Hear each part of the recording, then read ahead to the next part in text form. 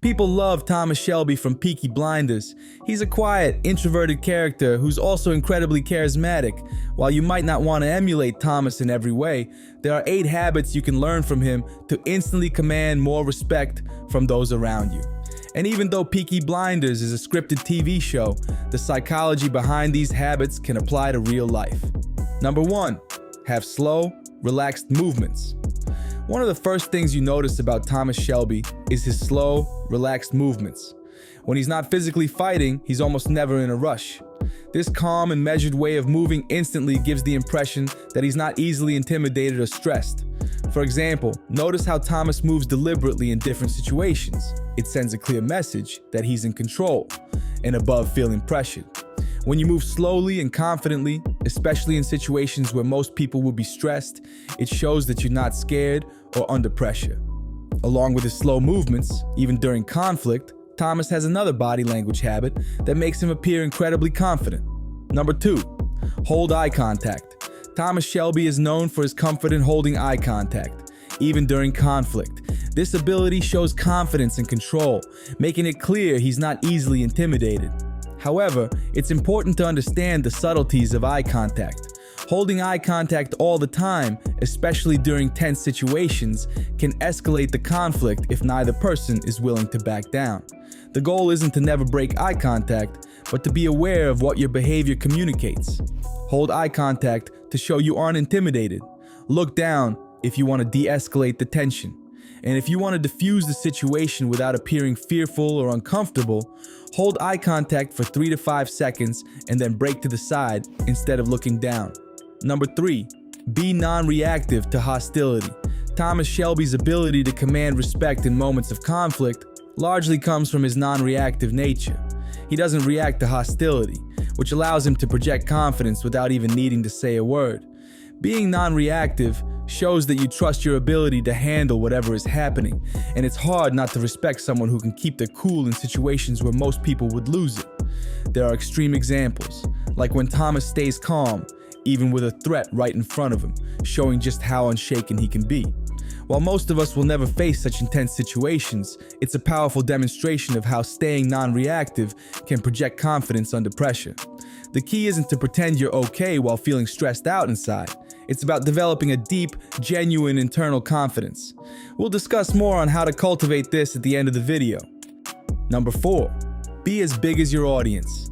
If you want to command attention, especially in large groups, take a page from Thomas Shelby's playbook. Be as big as your audience.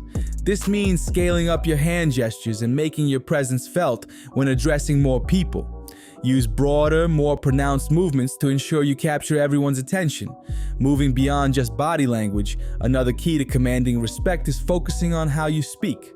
By adjusting your voice and presence to fit the size of your audience, you project authority and ensure that your message resonates.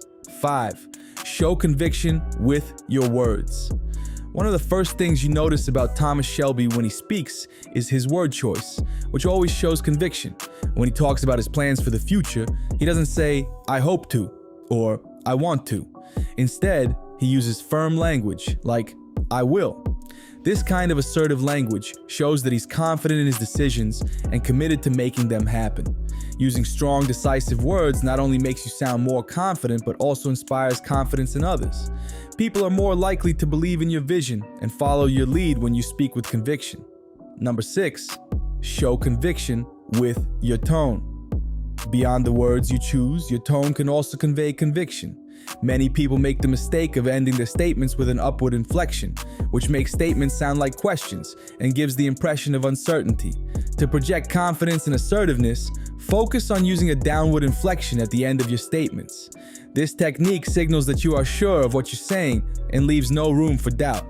Thomas Shelby often uses this technique, setting his tone in a way that clearly communicates his authority and conviction. Number 7, speak slowly and use pauses between words. Just like his slow, relaxed body language, Thomas Shelby also speaks with a slow cadence and uses pauses to hold attention. The pause is a powerful tool. It's the moment when you're not speaking, but ironically, it's the moment that draws people in. Thomas uses pauses effectively, stopping when you're most eager to hear what he has to say next.